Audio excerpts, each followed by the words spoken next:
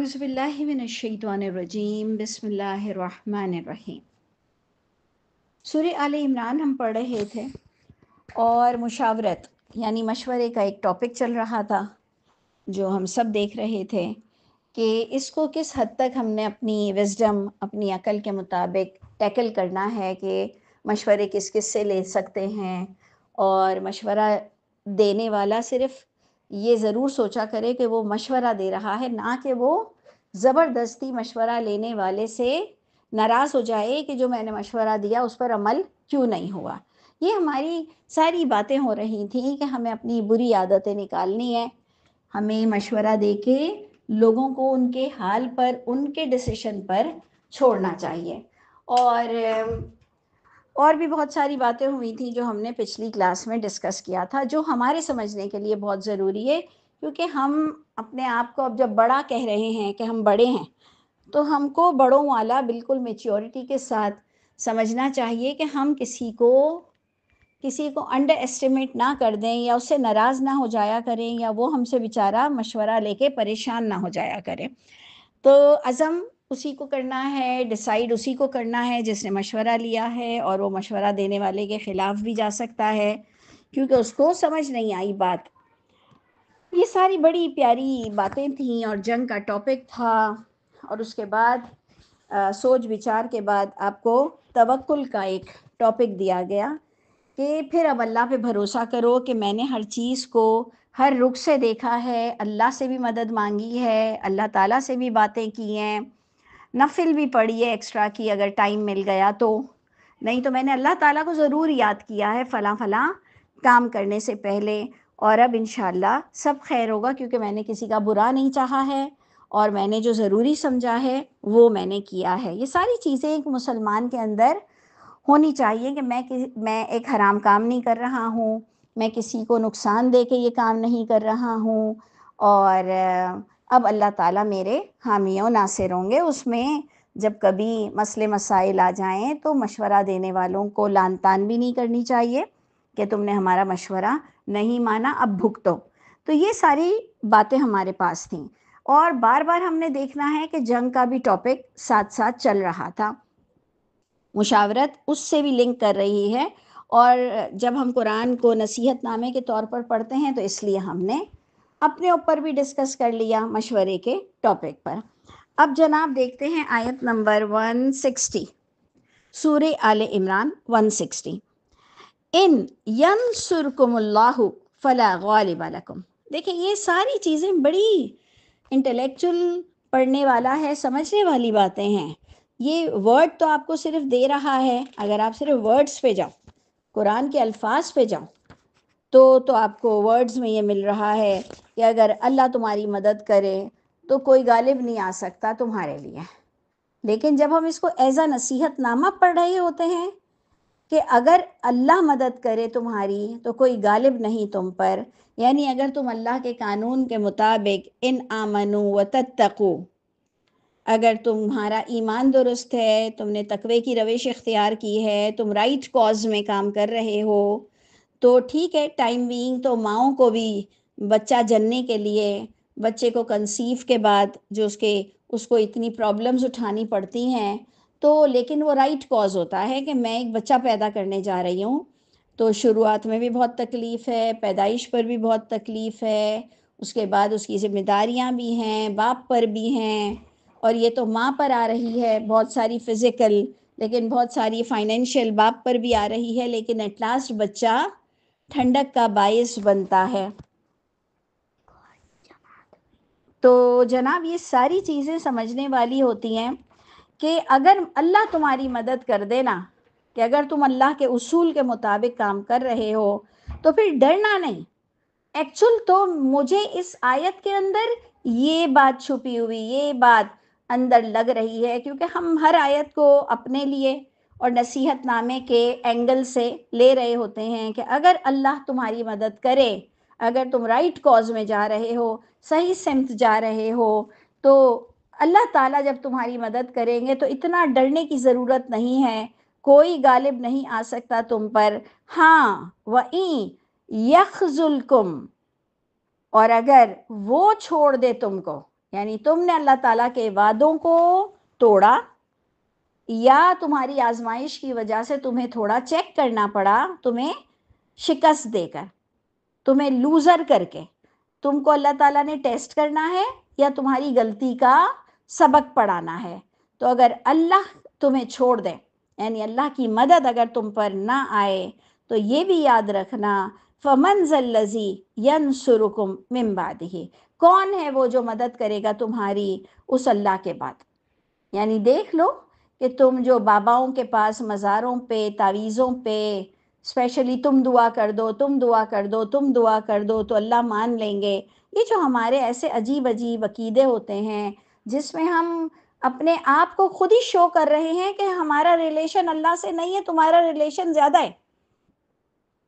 ہمارا تعلق اللہ سے اتنا نہیں ہے جتنا تمہارا ہے. ہم خود ہی یہ اپنے آپ میں گواہی دے دیتے ہیں جب ہم کسی کو کہہ رہے ہیں کہ نہیں تم دعا کر دو، تم دعا کرو گے تو اللہ تمہاری ضرور سنیں گے. کیوں؟ اللہ میرا نہیں ہے، میں گناہ گار ہوں، لیکن میرے اللہ کون مدد کرے گا آپ کے علاوہ؟ کون سنتا ہے آپ کے علاوہ؟ کون کس کی شفاعت چلتی ہے آپ کے سامنے؟ جب تک کہ میں اللہ تعالیٰ کو سدھر کر نہ دکھا دوں، اصلاح نہ کر دوں، اور پھر سدھرنے اور نیک بننے کے بعد اگر کہ مومنوں کو شکست کا بھی سامنا کرنا پڑتا ہے تو ان کے عزائم کمزور نہیں پڑتے ہیں. یہ تو اور بڑی بات ہے مومن ہونے کے لیے کہ اگر ان کو اللہ تعالیٰ کے راستے میں کامیابی نہیں ملتی ہے تو وہ بیک آؤٹ نہیں ہوتے ہیں، چونکہ ان کے پاس ایک ریالٹی ہے. جیسے والدین کے ساتھ کچھ تھوڑا سا دل خراب ہو جائے تو والدین اپنی جگہ والدین ہی ہوتے ہیں، ان سے تعلق توڑا نہیں جاتا. تو بالکل اللہ تعالیٰ نے ہمیں چیک کرنے کے لیے اگر کہیں پر ہمیں مشکلات آئی ہے، پرابلمز آئے ہیں، لیکن یہ یاد رکھنا، اپنے دل کو بتانا میں نے میرے اللہ کو چھوڑنا نہیں ہے. میری محبت اٹس ناٹ اباؤٹ وہ جو نہیں ہم کہتے ہیں کہ نہیں کوئی جیت اور ہار میں محبت نہیں ہوتی ہے. محبت تو بس دل سے ہوتی ہے، پھر جیتو یا ہارو ہمیں تم سے پیار ہے. تو یہ ہمیں اللہ تعالیٰ کو بتانا ہے کہ اللہ تعالیٰ آپ کی ایگزسٹنس ہے، آپ ہیں، آپ ہیں، میں آپ کو مانتی ہوں، مانتا ہوں، اور اللہ تعالیٰ دن دگنی رات چگنی آپ کے ہونے کا مجھے یقین بہترین سے بہترین دیجئے. اور اللہ تعالیٰ میں نہیں جانتی میں جیتوں گی یا ہاروں گی، لیکن میں آپ کو نہیں چھوڑ سکتی، یہ میرا آپ سے پکا وعدہ ہے انشاءاللہ تعالیٰ. تو یہ چیزیں ہوتی ہیں جو ہمارے وعدے ہم کو بار بار ہمارا دل یاد دلائے گا، اور انشاءاللہ اول تو یاد دلانے کی ضرورت نہیں، کیونکہ اللہ تعالیٰ کی محبت ہمارے دماغ پر چھائی ہوئی ہوتی ہے، ماں باپ اور اپنے بچوں سے بھی زیادہ. تو اگر چھوڑ دے تمہیں اللہ، کون سی وہ ذات ہے جو مدد کرے گا تمہاری اس اللہ کے بعد؟ تو اے مومنوں، اللہ تعالیٰ پر چاہیے کہ توکل کریں. ایمان والے توکل کرو کہ اگر ایک صحیح ایکشن لیا ہے، لینا ہی یہی چاہیے تھا، کرنا بھی ضروری تھا، تو اب اگر مشکل آئی ہے تو کیا کریں گے؟ گو آن رہیں گے. ہم نے بالکل ہار نہیں ماننی ہے اگر ہم رائٹ وے میں جا رہے ہیں تو. اور یہ ہم بتائیں آپ کو، اللہ تعالیٰ ہماری باقاعدہ پوری سی سی فوٹیج دکھا دیں گے کہ ہمارا اکثر بار چھری سے ہاتھ کٹا. ہم نے کہا تو کبھی کبھار کٹ جاتا ہے، ہم اپنی وہی کچن میں جاری و ساری کام میں کہ اگر ایک بار کٹا ہے تو کیا ہوا، ہیلز پہن کر بڑا دوپٹہ اس کی وجہ سے ہم کوئی وجہ سے گر گئے تو نہ ہم نے ہیلز پہننا چھوڑی، نہ ہم نے برقع کرنا چھوڑا، اور نہ ہم نے بڑے دوپٹے چھوڑے کہ جی ہر وقت تھوڑی گر جائیں گے. ہمیں کرنٹس لگ گئے، ہم نے یہ اپلائنسز جو ہوتی ہیں ان کو یوز کرنا نہیں چھوڑا. ایکسیڈنٹ ہو گیا، ہم نے گاڑی چلانی تھوڑی چھوڑی. بچہ راستے میں پرابلم میں آ گیا، ہم نے اسے اسکول بھیجنا تھوڑی چھوڑا. اتنے بچے شہید ہو جاتے ہیں کئی دفعہ، کیسی وارداتیں ہوتی ہیں، تو کیا مائیں بچوں کو اسکول بھیجنا چھوڑ دیتی ہیں؟ تو اس لیے جب ہماری پوری سی سی فوٹیج آ جائے گی اللہ کے سامنے کہ ہم دنیاوی معاملے میں بڑے پریکٹیکل تھے، ہم دنیاوی معاملے میں بڑے ہی پروڈکٹیو تھے، ہم کہتے تھے نہیں یہ تو ہوتا ہے لائف میں، لیکن جہاں اللہ کی بات آئے تو بس پھر اللہ کو کیا چھوڑ دینا ہے، اللہ کے کام کو چھوڑ دینا ہے. ایسا نہیں ہوتا، ایسا نہیں ہوتا ہے. تو الحمدللہ بڑی پیاری باتیں ہیں کہ تم نے اگر صحیح ارادہ کیا ہے اور اللہ پر بھروسہ رکھو، اللہ تعالیٰ تمہاری مدد کریں گے۔ اور اب آ رہی ہے بات آیت 161 میں کہ اللہ کے نبی پر یہ جنگ کے معاملے میں شکست پانے پر مسلمانوں ہی کی طرف سے کچھ لوگوں کے اندر بدگمانی آئی جو اللہ تعالیٰ چاہتے تو ہمیں نہیں بتاتے۔ کچھ لوگوں نے بہت گندی باتیں کی اللہ کے نبی کے لیے، یا ان کے اندر ایک غلط گمان پیدا ہوا۔ وہ اکثر ہمارے لوگ نہیں کہتے ہیں کہ مال جاتا ہے تو ایمان بھی جاتا ہے،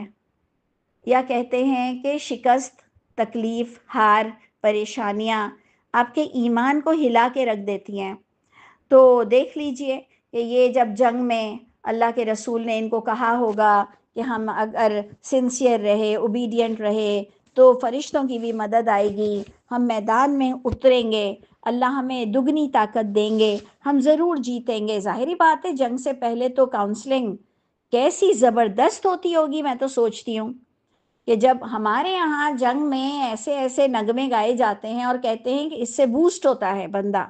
اس کا ایمان، اس کی اسٹرینتھ بوسٹ ہو جاتی ہے اور شدت میں وہ طاقتور ہو جاتا ہے، تو سوچئے نا کہ اللہ تعالیٰ کے رسول اور بڑے بڑے جلیل القدر صحابہ کرام جنگ سے پہلے کتنی بہترین تقریریں کرتے ہوں گے، کتنی بہترین کاؤنسلنگ ہوتی ہوگی فوجیوں کی کہ ان کا morale 101%، 110%، بلکہ 200% پہ جاتا ہوگا۔ خود سوچئے کہ ظاہری باتیں اتنی پیاری پیاری باتیں بتائی جاتی ہوں گی، شہادت کا رتبہ بتایا جاتا ہوگا، غازی کی زندگی بتائی جاتی ہوگی، اللہ کی رضا بتائی جاتی ہوگی۔ تو اللہ تعالیٰ فرما رہے ہیں کہ دیکھیں نبی پر کچھ لوگوں نے بدگمانیاں کی، اور اس کا ادھر 162 میں 161 آیت میں کچھ آ رہی ہے بات جو آپ کو اور میں نے بڑے سمجھ کر لینا ہے کہ وَمَا كَانَ لِلنَّبِيِّ،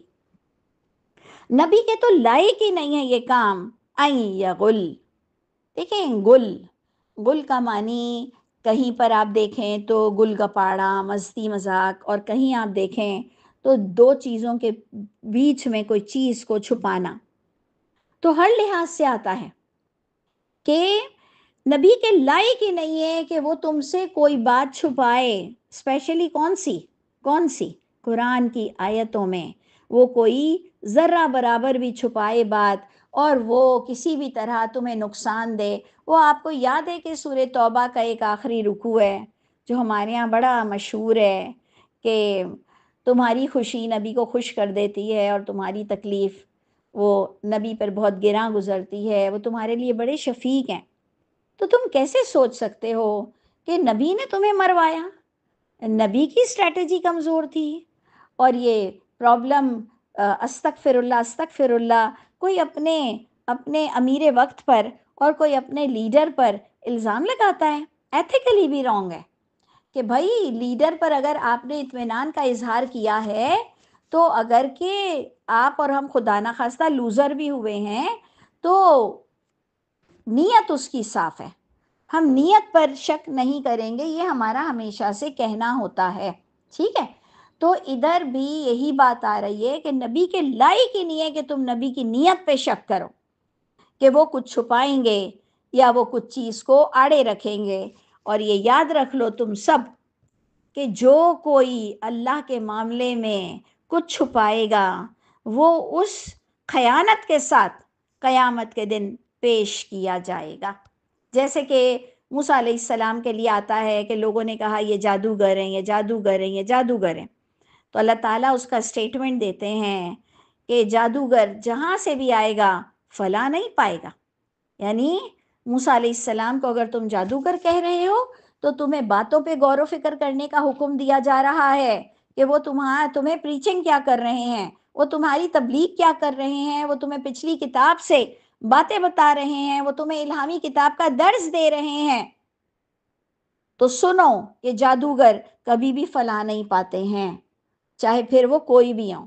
تو اگر نبی پہ تم الزام لگا رہے ہو کہ انہوں نے کچھ چھپایا ہے، کوئی خیانت ہوئی ہے، تو یاد رکھنا کہ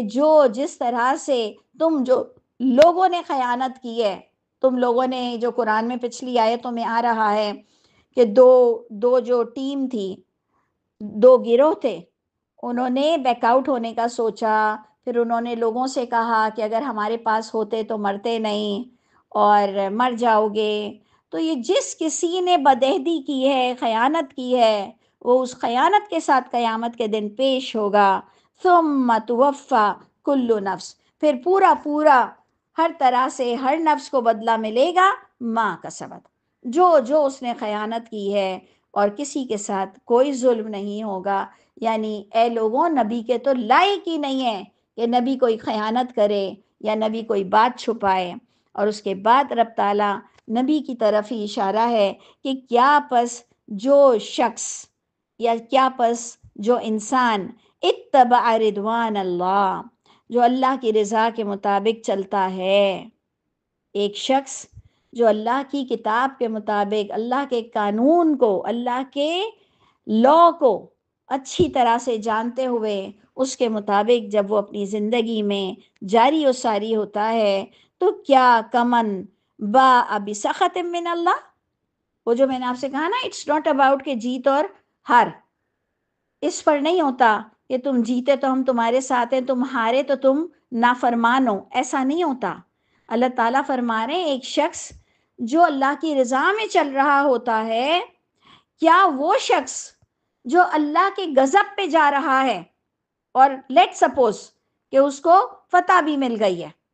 تو کیا دونوں برابر ہوئے؟ ایک کے اندر خیانت ہے اور ایک کے اندر ایمانداری، سنسیئرٹی ہے، کیا دونوں برابر ہوں گے؟ تو یاد رکھنا، ہار اور جیت نہیں ہوتی، اصل آپ کا عہد اور ایمان اور حق کے ساتھ سوچنا اور حق کے ساتھ اپنی زندگی کے دن پورے کرتے ہوئے اسلام کو بلند سے بلند مرتبہ دینا ہے اپنے اعمال سے. تو رب تعالیٰ نے بڑی پیاری آپ کو اگزامپل دے دی آیت نمبر 162 میں کہ دو شخص برابر نہیں ہو سکتے، ایک اللہ کی رضا چاہنے والا، ایک اللہ کے غصے کے ساتھ چلنے والا. اس کا ٹھکانہ جہنم ہوگا. جو اللہ کی ناراضگی کے ساتھ چلتا ہے، بہت برا ہے لوٹنے کا مقام، وبئس المصیر، بہت بری جائے پناہ ہے. اور پھر اللہ تعالیٰ نیک لوگوں کے لیے کہتے ہیں ہم درجات عند اللہ، تمام لوگوں کے درجات ہوں گے اللہ تعالیٰ کے پاس. کیوں؟ کیونکہ واللہ بصیر، اللہ ہی دیکھ رہے ہیں، کوئی اور شفاعت نہیں کر سکتا. شفاعت کے لیے فل ٹائم آبزرور ہونا ضروری ہے، اور فل ٹائم آبزرو کرنا یہ اسی کا کام ہے جو حی قیوم ہو، جس کو نہ کبھی اونگ آتی ہو نہ نیند آتی ہو، جو عالم الغیب ہو، وہی شفاعت کر سکتا ہے. تو کوئی انسان کسی کی شفاعت قیامت کے دن نہیں کرے گا. خدارا یہ شرکیہ عقیدہ نکال دو. اللہ تعالیٰ کے پاس تمہارے تمام ریکارڈ، بولنا سننا، اس وقت میں جو بول رہی ہوں اور میں اندر سے کتنی خالی ہوں، کتنا ہم منافق ہیں، کتنے جھوٹے ہیں، یہ بھی اللہ تعالیٰ دیکھ رہے ہیں. بلکہ اس وقت تو مجھ جیسی عورت تو یہی دعا کر رہی ہے کہ اللہ تعالیٰ، اگر ہم نے تھوڑی بہت جو مائنڈ سائنس پڑھی ہوئی ہے، تو رب تعالیٰ اگر اس وقت ہم واقعی اوپری باتیں کر رہے ہیں، لیکن اس سائنس کے مطابق اگر ہم واقعی تھوڑا سا سوچ سمجھ کر اور بول لیں تو یہ ہماری ہیبٹ میں آ جائے گا، اور انشاءاللہ ہمارا دماغ آپ کی رضا کے مطابق ہی چلے گا، اور ہمارے اندر سے منافقت اللہ تعالیٰ نے چاہا تو روز ٹائم جو ہم دیں گے اللہ کی کتاب کے لیے، تو اللہ تعالیٰ پلیز ہمارے رسٹڈ ایریا کو، ہمارے زنگ آلود دل کو پاک صاف کر دیجئے، ہماری نیتوں کو اور زیادہ اچھا کر دیجئے. اللہ تعالیٰ ہماری برائیوں کو، گندگی کو دور کر کے ہمیں بہترین محسنین متقین میں درجہ نصیب فرمائیے. کیونکہ یہ دنیا ہے، گڑبڑ گھوٹالہ کرتے چلے جا رہے ہیں، لیکن اللہ تعالیٰ ایٹ لاسٹ ہم آپ کو چاہتے ہیں، ہم آپ کی رضا چاہتے ہیں. ایک لمحے کو بھی جب ہم یہ سوچتے ہیں کہ ابھی بھی آپ مجھ سے ناراض ہو، تو ہمیں جھرجھری آ جاتی ہے. اگر ابھی بھی میں نے اصلاح نہیں کی ہے، سچی توبہ نہیں کی ہے، تو ہمیں ڈرنا چاہیے. اللہ مجھے بھی بہترین انسان بنا دے. ہمارے پچھلے سارے ریکارڈ کو اللہ تعالیٰ برائیوں کو نیکیوں میں کنورٹ کر دیجئے پروردگار. نیکیوں میں ہمارے سارے جو پچھلے برے ریکارڈز ہیں اس کو نیکیوں میں تبدیل کر دیجئے. اللہ تعالیٰ آپ اللہ ہیں، اسی لیے آپ سے ایسی دعا کی جا رہی ہے، نہیں تو کسی غیر اللہ سے ایسی دعا کہاں کر سکیں گے، اور نہ کوئی ایسا کر سکتا ہے۔ لا الہ الا اللہ، لا الہ الا اللہ، لا الہ الا اللہ۔ اللہ تعالیٰ ساری اتھارٹی آپ کے پاس ہے، ساری بات آپ سن رہے ہیں، آپ ٹوٹل آبزرور ہیں۔ اور دیکھیں اللہ بھی کہہ رہے ہیں کہ اللہ تعالیٰ کے پاس سب کے درجات ہوں گے، اور پروردگار تمہارے اعمال کو دیکھ رہے ہیں۔ اچھا، ایک اور آیت پڑھ کر ہم اینڈ کرتے ہیں کہ جس سے آپ کو ایک آئیڈیا ہوگا، بڑی پیاری آیت ہے، آیت 164۔ دیکھیں بڑا پیارا انداز ہے، لقد من اللہ، یقیناً اللہ تعالیٰ نے احسان کیا ہے مومنوں پر، یعنی اللہ تعالیٰ ہم کو کہہ رہے ہیں میں نے تم پر بہت بڑا احسان کیا ہے، تو ہم کہتے ہیں ہاں بہت احسان کیے، لیکن اس وقت اللہ تعالیٰ کس احسان کی بات کر رہے ہیں؟ دیکھیں نا، ہر پل تو ہم اللہ کے احسان میں، ہر پل۔ تو اس وقت جنگ کے کانٹیکس میں کون سا احسان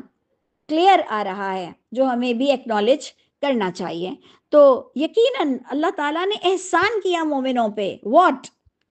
از بعث فیہم رسولا، جب بھیجا ان میں ایک میسنجر۔ اب آپ بتائیے کہ جو ہم میں سے تھوڑے ناواقف ہیں وہ کہیں گے کہ ہمارے تو زمانے میں رسول نہیں آیا، تو آگے مطلب تو پڑھو، تھوڑا سا تحمل سے آگے آیت تو کمپلیٹ کر لو، کہ جب بھیجا تم میں ایک رسول جو تمہاری ہی نفس میں سے تھا، یعنی ٹیکسچر اس کا وہی مٹی کا تھا، وہ وہی نفس تھا، وہ وہی آدمی تھا، وہ انسان تھا، وہ کوئی ڈیفرنٹ مخلوق نہیں تھا۔ تم پر اللہ تعالیٰ نے احسان کیا جب تم میں رسول تمہارے ہی ٹیکسچر کا، تمہارے ہی مٹی والا ٹیکسچر کا بھیجا، انسان جس کو بھوک بھی لگتی ہے، جس کے بیوی بچے بھی ہوتے ہیں، جس کو فائنینشلی بھی پرابلم آتی ہے، جس کو فزیکلی بھی تکلیف پہنچتی ہے، جس کو اسٹریٹجی بنانی پڑتی ہے نبی ہونے کے بعد بھی، جسے توکل بھی کرنا پڑتا ہے، اور جسے جیت بھی ہوتی ہے اور جسے ہار بھی ہوتی ہے۔ تم پر اللہ تعالیٰ نے احسان فرمایا جب تم میں ایک رسول بھیجا۔ تو اگر کچھ لوگ کہیں گے ہمیں تو نہیں بھیجا، وہ رسول اللہ صلی اللہ علیہ وسلم تو آخری رسول تھے، وہ تو جا چکے ہیں، تو ہم کہیں گے آگے آیت پڑھو کہ وہ نبی کیا کرتے تھے، وہ اللہ تعالیٰ کا احسان ہے کہ وہ نبی ایک نفس تھے، اور وہ کرتے کیا تھے، یہ ہے احسان کہ یتلو علیہم آیاتہ، تلاوت ہمارے پاس اس وقت بھی نبی والی موجود ہے۔ یہ اللہ تعالیٰ کا احسان ہے کہ رب تعالیٰ نے ہمارے پاس وہ میپ لوکیشن، وہ پوری تھیوری، وہ پوری باتیں، وہ پوری نصیحت نامہ ہمارے پاس پریزرو ہے۔ نبی چلے گئے اپنا ٹائم پورا کر کر، لیکن اللہ تعالیٰ کا احسان ہے کہ ایک تو اللہ تعالیٰ نے انسانوں میں سے نبی بھیجے کہ انہوں نے کر کے دکھایا، اور اسپیشلی جنگ لڑنی پڑی ان کو، انہوں نے آسمان کو اشارہ نہیں کیا کہ جی دشمنوں پہ خاک ڈال دے، انہوں نے فیلڈ ورک کیا، اور اس میں ناکامی بھی ہو جاتی ہے کچھ لوگوں کی غلطیوں کی وجہ سے۔ یہ بظاہر تو ہمیں لگتا ہے آکورڈ، بظاہر کہ یہ کیسے ہوا، یہ کیسے ہوا، لیکن جب ہم اس کو بہت سنسیئرٹی کے ساتھ، ایمانداری سے جب ہم گو تھرو کرتے ہیں، تو ہم کہتے ہیں نہیں، اس میں میرے لیے بہت بڑا میسج ہے کہ اگر ٹیم ورک کمزور ہے تو نبی جیسوں کو بھی شکست کا سامنا کرنا پڑتا ہے، تو آپ کی ٹیم کو مضبوط ہونا بہت ضروری ہے۔ تو بڑی پیاری بات ہے، مجھے تو اللہ تعالیٰ کی کتاب بہت اچھی لگتی ہے۔ کوئی ایک بات جو آپ سے بے تکی کی ہو اللہ تعالیٰ نے، کوئی ایک بات ہو جس میں آپ کو کوئی لیسن نہیں دیتے ہوں۔ اب ہم کو پہلے لگتا تھا یہ جنگ کی باتیں، جنگ کی باتیں، لیکن اب ساری باتیں میری اور آپ کی باتیں۔ تو اللہ تعالیٰ فرماتے ہیں کہ اللہ تعالیٰ نے نبی بھیجا، تمہاری نفس میں سے تھے، اور وہ صرف تم پر آیت اللہ کو تلاوت کر کے تمہارا تزکیہ نفس کرتے تھے۔ تو خدا را ہم پہ اور دوسری کتابوں کے بوجھ کیوں ڈالے ہوئے ہو؟ کیوں ہم نے الگ الگ کتابیں اور بھی پکڑی ہوئی ہیں؟ بھائی اسٹڈی تو کرو، ساری زندگی اسٹڈی کرو، میں بھی آج بھی کر رہی ہوں۔ آج بھی ہم جب کبھی بیٹھے ہوتے ہیں فارغ تو ہم یہی بکس ہی پڑھتے ہیں، لیکن اس کو دین کا درجہ تو نہیں دیں گے نا، جو آپ نے کتابیں لکھ کر اس کو صحیح کے درجے دے دیے۔ کچھ خدا کا خوف کھاؤ، اس شرک میں بھی پکڑے جاؤ گے اور مارے جاؤ گے ایز اے مسلم۔ ایک مسلمان ہونے کے ناطے جب اللہ کی کتاب کے علاوہ کچھ کتابوں کے تم نام رکھ کے اس کو صحیح کے درجے دے دیتے ہو، تو کچھ اللہ کا خوف تو کھایا کرو کہ وہ نبی کیا کرتے تھے۔ وہ نبی صرف آیتوں کی تلاوت ہی ان پر لازم تھی، تو ہم پر بھی آیتوں کی تلاوت لازم ہے، اور آیتوں کو آیتوں سے ہی سمجھایا جائے گا۔ کسی غیر اللہ کو اس کتاب کا محتاج، اس قرآن کو محتاج نہیں بنایا گیا کسی غیر اللہ کا۔ اللہ تعالیٰ نے اپنا واضح موقف دے دیا کہ یہ قرآن سے ہی قرآن کو سمجھا جائے گا، تو نبی آیت تلاوت کرتے تھے اور اسی آیت سے تزکیہ نفس ہوتا تھا، اور وہ تمہیں پچھلی کتابوں کا بھی علم دیتے تھے۔ اور بات جنگ کی ہو لیکن حکمت کا پہلو نظر آتا تھا۔ دیکھ لیجئے سارے پوائنٹ آ رہے ہیں کہ جنگ کی بات ہے لیکن تزکیہ نفس ہو رہا ہے، شہادت کی جستجو بڑھ رہی ہے۔ یقین جانیں جب بھی پڑھتی ہوں تو شہادت کی جستجو پہلے سے زیادہ بڑھ جاتی ہے۔ جو تھوڑا سا ڈر لگ رہا ہوتا ہے کہ جنگ ہوگی تو بھاگ جائیں بھاگ جائیں بھاگ جائیں، ایسا ہوتا ہے نہیں نہیں، ایسے کیسے ہوگا؟ اللہ تعالیٰ خیر کا معاملہ کرے، اللہ تعالیٰ خیر کا معاملہ کرے، اللہ تعالیٰ رحمتوں کا معاملہ کرے، ظالموں کو مسلط ہونے سے بچائے۔ لیکن پھر وہ بھاگنے والی بات پر تو شرم آنے لگتی ہے۔ تو اللہ تعالیٰ فرما رہے ہیں کہ اس نبی نے تلاوت کی، آیتیں پڑھ کر بتائیں، تزکیہ نفس کیا، پچھلی کتابوں کا بھی علم دیا، اور آپ کو ان آیتوں سے دانش مندی اور وزڈم اور حکمت دی۔ اور جبکہ اس سے قبل بندہ بڑا کھلم کھلا گمراہی میں پڑا ہوا تھا، تو یہ آیت ہم پر بھی سوٹ کر رہی ہے کہ واقعی ہم سب کھلم کھلا گمراہی کر رہے تھے، گناہ کر رہے تھے، ڈٹ کے کر رہے تھے۔ شکر ہے اللہ تعالیٰ نے قرآن کو ترجمے سے سکھا دیا، کہ ترجمے سے سیکھنے سے فائدہ یہ ہوا کہ اسٹیبلٹی اور آ گئی۔ ایک تو ہوتا ہے نا کہ ہم اپنے پسندیدہ علماء لے لیتے ہیں، پسندیدہ پرسنالٹی ہماری ہوتی ہے کہ بس وہ پتھر کی لکیر ہو جاتی ہے، بس یہ صحیح بول رہے ہیں، بس اس کے چہرے پہ نور بھی بہت ہے، بس اس کی زبان میں اثر بھی بہت ہے، بس یہ میں ان کو فالو کرتا ہوں، میں ان کو فالو کرتا ہوں۔ یہ اللہ تعالیٰ نے ہم سب کو اس ترجمہ سکھا کر کتنی ہم پر نعمتوں کی اور احسان کی برسات کر دی کہ ہم خود قرآن کو ترجمے سے پڑھتے ہیں، اور پھر ہم ڈیسائیڈ بھی خود کرتے ہیں۔ ہاں میں نے آپ سے کہا میں آج بھی بکس پڑھتی ہوں، لیکن فیصلہ تو آخر کار ہمیں قرآن ہی کے سپرد کر کے لینا یہیں سے ہی پڑتا ہے۔ اللہ تعالیٰ مجھ کو اور آپ کو ماسٹر مائنڈ بنائے، بہترین انسان بنائے، اور اللہ تعالیٰ ہم سب پہ ظالموں کو مسلط ہونے سے بچائے، اور اللہ تعالیٰ ہم سب کو ہر طرح کے ظلم ستم کا شکار ہونے سے بھی بچائے، اور ہم بھی ظالم نہ ہوں۔ رب تعالیٰ ظالموں کی کمر توڑ دیجئے، رب تعالیٰ ظالموں کو نیست و نابود کر دیجئے، اور ہمیں بھی اپنا کردار ادا کرنے والا بنائیے۔ اور جو مظلوموں کے ساتھ زیادتی ہو رہی ہے دنیا کے کسی کونے میں، ایون کسی غیر مسلم پر بھی، کوئی مسلمان بھی ظلم کر رہا ہے، تو رب تعالیٰ سب کی جو ظلم کو